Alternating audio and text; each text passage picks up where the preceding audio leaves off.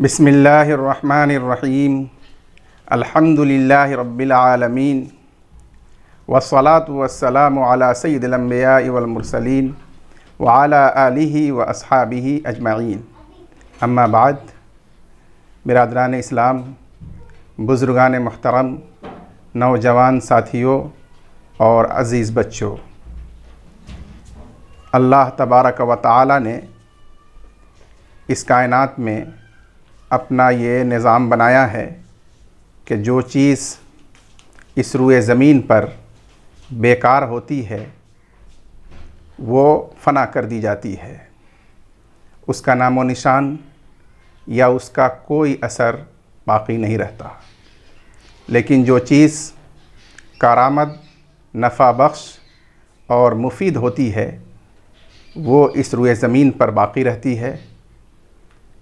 اس کا نام و نشان برقرار رہتا ہے اور اس کے اثرات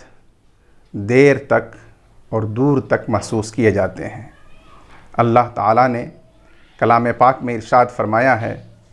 اما الزبد فیذهب جفاء واما ما ينفع الناس فیمکث فی الارض۔ سیلاب کا جھاگ سوکھ کر فنا ہو جاتا ہے،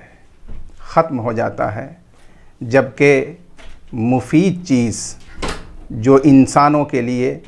فائدہ بخش ہو وہ زمین پر برقرار رہتی ہے۔ اللہ تبارک و تعالی نے اس ہدایت کے ذریعے ہمیں یہ تعلیم دی ہے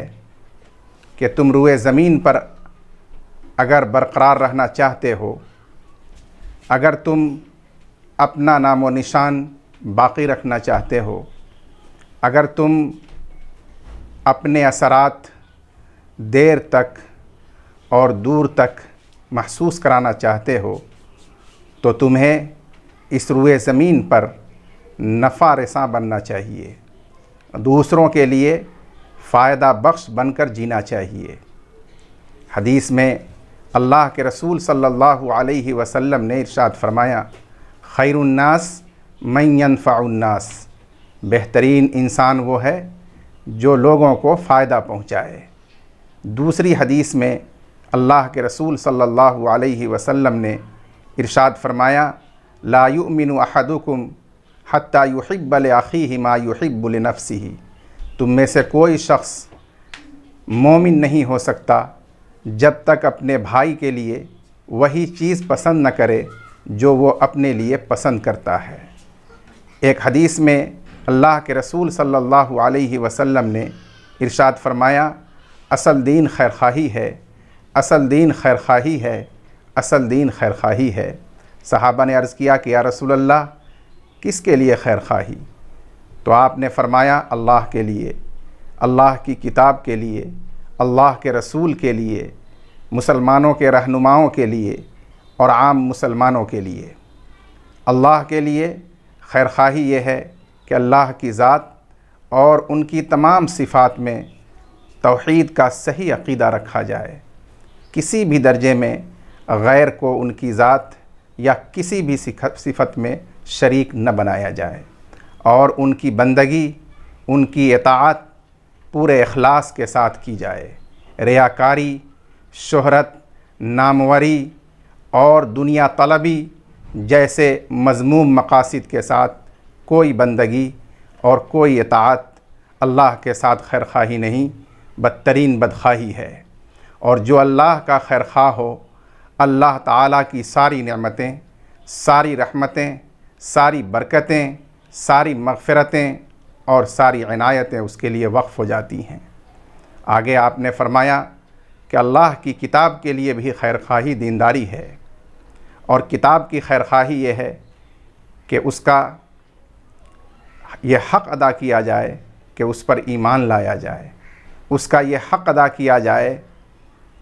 کہ اس کا علم حاصل کیا جائے، اس کا یہ حق ادا کیا جائے کہ اس کی تلاوت کی جائے، اس کا یہ حق ادا کیا جائے کہ اس پر عمل کیا جائے، اور ساتھ ہی ساتھ اس کو پھیلانے کی، اس کو ہر انسان تک پہنچانے کی جد و جہد اور کوشش کی جائے،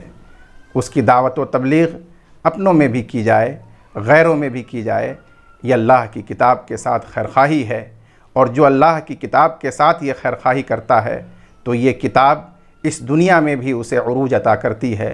اور آخرت میں بھی اللہ کے ہاں اسے سرخرو بناتی ہے۔ ایک حدیث میں آیا ہے کہ ان ھذا الکتاب یرفع اللہ بہ اقواما ویضع بہ آخرین، اس کتاب کے ذریعے اللہ تعالیٰ بہت سے لوگوں کو عروج عطا فرماتے ہیں، ترقی عطا فرماتے ہیں، اور بہت سے لوگوں کو اسی کتاب کی بدولت پستی کے گڑھے میں ڈھکیل دیتے ہیں۔ جس نے اس کے ساتھ خیرخواہی کی اس نے عروج پایا، اور جس نے اس کے ساتھ بدخواہی کی وہ پستی میں ہمیشہ کے لیے ڈھکیل دیا جاتا ہے۔ اس لیے قرآن کے ساتھ خیرخواہی ہماری اور آپ کی بنیادی ذمہ داری ہے۔ اللہ کے رسول کے ساتھ خیرخواہی یہ ہے کہ اللہ کے رسول پر ایمان لایا جائے، ان کے ساتھ اپنے ماں باپ، اپنی اولاد اور تمام احباب سے زیادہ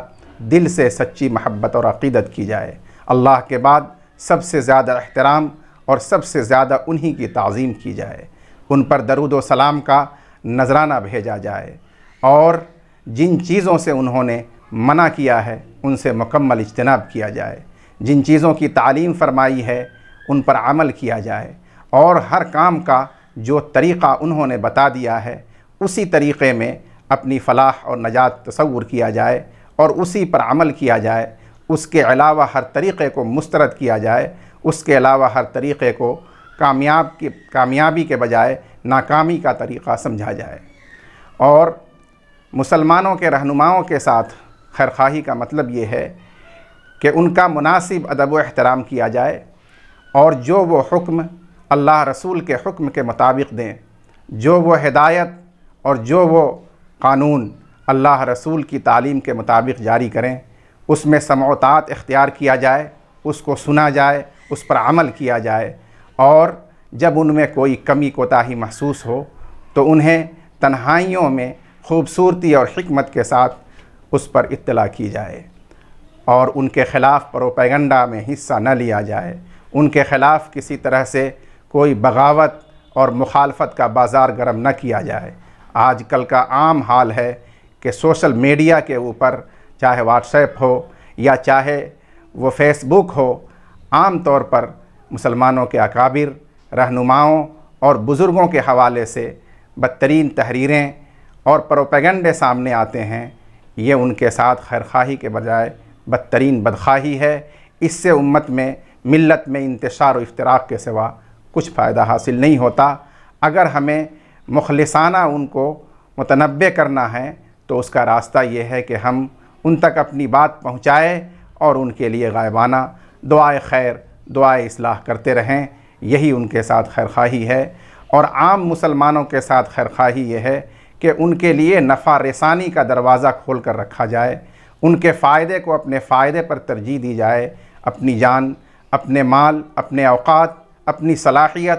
اور اپنے منصب سے کسی بھی طرح کا ہم فائدہ کسی کو پہنچا سکتے ہیں تو اس میں کوئی دریغ نہ کیا جائے۔ یہ فکر اور یہ سوچ ہم اپنے اندر بھی پیدا کریں، اپنے نونہالوں کو بھی اس کی تربیت دیں، انہیں یہ سکھائیں کہ تمہارے کھانے سے زیادہ اہم دوسروں کو کھلا دینا ہے، تمہارے پہننے سے زیادہ اہم دوسروں کو پہنا دینا ہے، تمہارے اپنے مسائل سے زیادہ اہم دوسروں کے مسائل ہیں، انہیں حل کرنا، ان کی طرف تعاون کا ہاتھ بڑھانا، یہ تمہارے لیے دنیا اور آخرت کی اصل سعادت ہے۔ اس پر اپنے گھر کے نونہالوں کی تربیت کریں۔ اللہ تبارک و تعالی ہمیں کہنے سننے سے زیادہ ان باتوں پر عمل کرنے کی اور انہیں لے کر